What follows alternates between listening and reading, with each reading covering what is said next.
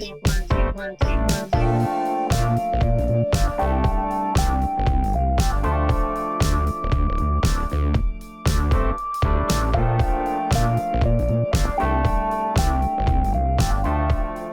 from Tokyo, my dear friends. This is Daisuke, and I very much hope that this video finds you well and in very good spirits wherever you are in the world. And if it's okay with you, I'd like to continue on with the really lovely viewer questions that you so kindly submitted to this channel a few months back. So once again, my deepest gratitude to all of you for doing so and for expressing an interest in what it is I might have to say about a particular topic. So thank you so much for that, my dear friends. And that brings us to the next question, or set of questions I should say, from our dear friend Kekoa Sylva. So hello, Kekoa Sylva. So thank you so much, as always, for your time and consideration and enthusiasm for this thing which we all love, which is cinema. So thank you so much. And you have a question, or a number of questions, I should say. So let's see here. So the first question is, what is your favorite 4-hour film?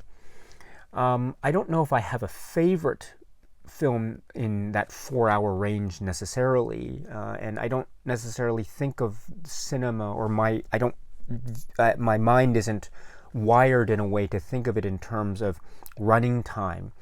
But I can say, for example, a film that I've spoken a lot about on this channel, maybe it's 4 hours or just about 4 hours. I don't know the exact running time off the top of my head, but it would be, for instance, Edward Yang's A Brighter Summer Day.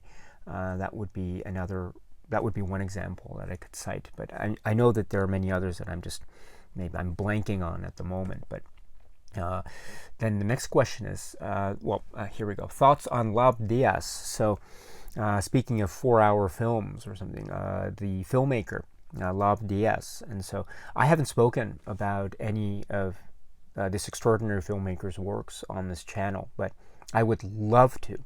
I would love to be able to.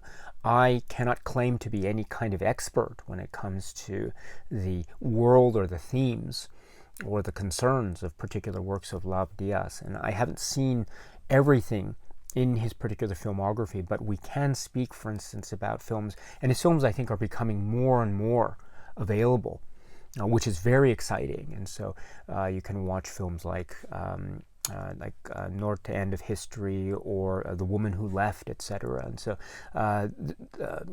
oh goodness, it would be so wonderful to speak about a film like The Woman Who Left, and talk about, you mentioned as well about favorite 4-hour films from your previous question. There might be another example of a really outstanding classic in terms of running time, but also in terms of themes and concerns. What a powerful work that is. So maybe one day we can speak. I will do my best. I'd love the opportunity to be able to speak about those. And then Kekoa Sylva, you continue and you ask, what was your favorite film growing up? Again, I don't know about having a list of favorite films per se growing up, and also depends on what age period this phrase growing up refers to specifically. Is it when I was very young, maybe around 5, 6, 7 years of age, or maybe a little bit older, 8, 9, 10, 11, 12, maybe it's a wide range in terms of age. I'm not sure, but I can say that just based on my own memories, which are now, I admit, becoming more and more hazier and fuzzier as the years progress, and my age advances further and further, and so I think, but my memories, or relying on my memories, I can say, for instance, let's see, films that I watched a lot growing up would be, for instance, say the Star Wars films. I watched a lot of Alfred Hitchcock films. Watched a lot of Alfred Hitchcock films, for instance, Rear Window and Psycho and Vertigo on VHS, and that was before the restoration. And let's see here, there was also many other films. I remember watching The Trouble with Harry. Well, I forget exactly how old I was, but I was. It would have been probably I don't know where it would have been. Was it on VHS tape or TV? I forget exactly, but I remember watching The Trouble with Harry as a kid, maybe as, I don't know, 7 or 8 or something like that, not understanding everything that was going on, but I was fascinated by the one of the opening images with regard to what exactly it describes visually in one shot what the trouble with Harry is. And so that I was so fascinated with that particular shot, and it led to fascination with that film. That is such a quirky, odd, brilliant mix of a lot of things. And so one of these days maybe we can talk about The Trouble with Harry. But I did watch that when I was quite young, and as well as other Hitchcock films. And also, let's see, I remember growing up, maybe I didn't watch them directly, but I have mentioned them before. My father, in particular my parents, but especially my father, would watch a lot of the Otoko wa Tsuraiyo films, Tora-san films, and they would always be on. And so they would be in the air, and I just remember as just a kid and just watching my parents being so into these films. They'd be laughing uncontrollably at a lot of these scenes in these films. And so maybe that's not something that was directly relevant to my own viewing as a kid growing up, like 5, 6, 7, but it was something that I still associate with my childhood because, as I say, I have strong connections of it through the memories of my parents who are no longer with us. And so I think those might be some examples. I'm sure there are many others that I'm forgetting at the moment, but those might be some examples. It's a great question, by the way, and the questions keep coming, which is, what are some films that you believe to have some of the best color palettes? For me, it's Elephant Sitting Still and Chungking Express. Those are very good choices, by the way. Excellent choices. Color palettes. I suppose, again, as examples, because I know I'm blanking on a number of things, and maybe I'm very forgetful, and so maybe I will neglect to mention some titles I should have mentioned. I'll remember later after this video is over, but things that come to mind immediately right now, for example, are the film from, they're both from 1985, in fact. Yes, now that I think about it. The first is Ran, Kurosawa's Ran. The color scheme in that is immaculate, and it's so immaculate to the point of being almost unnatural. It's unnaturally exquisite. And when I say unnatural, I mean the use of color seems to be something that is outside of nature, and it becomes very painterly. And I think we can understand this too, especially when we understand where Kurosawa was at this particular juncture or state in his career. It is, of course, a late period film in the Kurosawa oeuvre, and yet there's so much power and triumph and force of will and strength and artistic ferocity, and that is shown, I think, in such vivid detail in the use of colors. And I mean the use of colors through the costume design and also the decor, the way in which sets interact with nature, the way that colors can turn vibrant reds and yellows and blues, and then suddenly they can turn into these grand, almost blinding whites, and also the dreary, almost over-encompassing senses of grays and rain and the darkness of the clouds and the shadows. But then there are flashes of gold, as well as the way in which nature interacts with the development of these structures, these human-constructed structures, and also the idea of order and chaos, and how that order is expressed through colors, and also chaos is expressed through colors. Perhaps one of the most vivid ways in which Kurosawa expresses chaos through color is the use of human blood. And so this is, I think, one example of color palette use extraordinaire. Another example, again, I cite from 1985, is Mishima, A Life in 4 Chapters. This is the work directed by Paul Schrader, focusing in on various aspects of the life and art of Yukio Mishima. What a fascinating film this is. It still enthralls me every single time, and one of the ways that it enthralls me is in the various modes of style that we have encompassed in that film. And one of the ways that these various modes of style styles are expressed is through the color palette.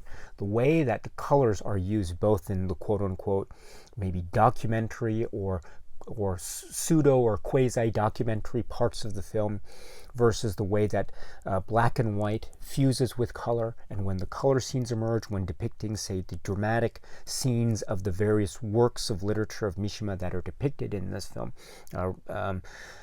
Temple of the Golden Pavilion, Kyoko's House, and Runaway Horses. We have these very stylized setups and setting designs, which are also augmented so perfectly and timed so elegantly in the way that color is used and designed in this very extravagant way, again through the costume and also through the decor and the lighting. There's a particular moment in the Runaway Horses sequence involving a group of students outside, and they are overlooking this particular coastline, and they are making, it's a very important dramatic moment in terms of swearing a particular oath that has very strong ramifications of the political and also the moral.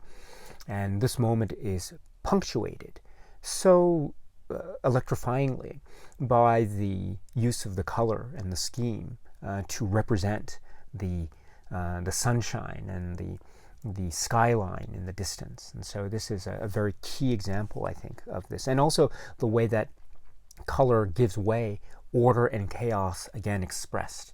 The idea of order and the beauty of the literary figure and the image, and then chaos in terms of the splashes of blood. Perhaps stage blood is not enough, to paraphrase a certain phrase from the film. And so this is another example, I think, of color palettes. Again, I'm neglecting other titles, I know, and this in your other great questions, but those might be things that just come to mind at the moment. And let's see. Oh, some of your favorite Tsai Ming Liang films. Oh yes, so this is another defect and shortcoming of this channel. I haven't spoken about Tsai Ming Liang films at all on this channel. I would love to be able to speak about those. I would really love to go through each of his films one at a time. There are so many, and they are very challenging, very rich. Let's see, Rebels of Neon God, or Stray Dogs, or What Time Is It There, or Goodbye Dragon Inn, of course, and others. It would be such a great opportunity. I hope I can do that one of these days. That would be so phenomenal. I'm not an expert. I don't claim to be an expert when it comes to the works of Tsai Ming Liang, but I would love to be able to do that one of these days. They are so vital and so impressive, and very, very complex and very challenging in their own ways. So maybe one of these days I'd love that opportunity. And let's see, your final question here is your favorite film movement and your 3 recommendations from that movement, like Taiwanese New Wave or French New Wave, for example. Have a great day, Daisuke, and I hope you are doing well. Thank you very much for that question. Movement, I guess I could mention, say, it's oftentimes referred to as the Japanese New Wave, although it's often, I think, there are some maybe academics and critics and film scholars who maybe use different terminology to describe the period of Japanese cinema, somewhat independent cinema, somewhat in the period, say, in the 1960s and into the 1970s in particular. And so oftentimes there are a lot of names and terminology associated with this period, Oshima, and also ATG, and also the way in which the social and political seem to intertwine. Yoshida films come to mind. Let's see here. So perhaps I could recommend from this particular era of, maybe, I don't know if it's a movement per se, but let's say this particular era of Japanese cinema history. Maybe I could recommend some works here, for instance. Maybe you've seen these films already, but Funeral Parade of Roses. I've mentioned this film before, but it's such an important work, so important. It's a landmark in Japanese cinema. Another such landmark work would be something like Throw Away Your Books, Rally in the Streets. This is Shuji Terayama's work. Terayama is one of the most important filmmakers from this period, but in Japanese cinema writ large, period. He is such an important filmmaker, and he's made so many works that are very unconventional, very challenging, very, very challenging, almost to the point of being somewhat disturbing and shifting one's balance. But they are always very thought-provoking. And one of those works, one of his famous works, is Throw Away Your Books, Rally in the Streets. So that might be another example. And I probably could say also there are a number of films, say, which are called from the Art Theater Guild, oftentimes referred to as ATG films. And I'm not sure to the extent which many of them are becoming available in, say, from labels outside of Japan. I know that Arrow, for instance, is trying to do some work with respect to the Jisoji films, also with the Yoshida films. So those might be some examples that you could turn to. I could also recommend it's not, maybe it's around the periphery of the period of time that I'm talking about, but there are some, let me talk about two sides of this. So maybe on the earlier side of that spectrum, I could also recommend the works of Imamura, Shohei Imamura. And there's one work which is such a fascinating work. It's one of the most fascinating films I've ever seen. It's called in English, A Man Vanishes. And so if you can check out A Man Vanishes, please do so. It is such a great mystery of a film in many respects of that term. So that's one. And then to go into the later period, the latter half into, say, the 80s, I could also recommend Seijun Suzuki works. It's known as in English as a type of maybe a trilogy of films called the Taisho trilogy.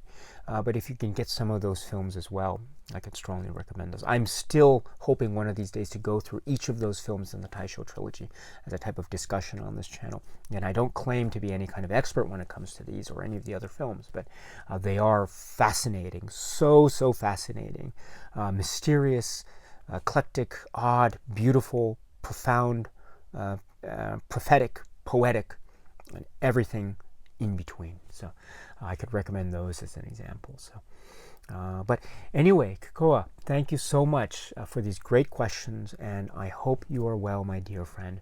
And until we meet again, please be happy and healthy and well, and please keep on watching a lot of great movies. Thank you so much, as always, for your time. I very, very much appreciate it. Stay strong, stay safe, and cheers.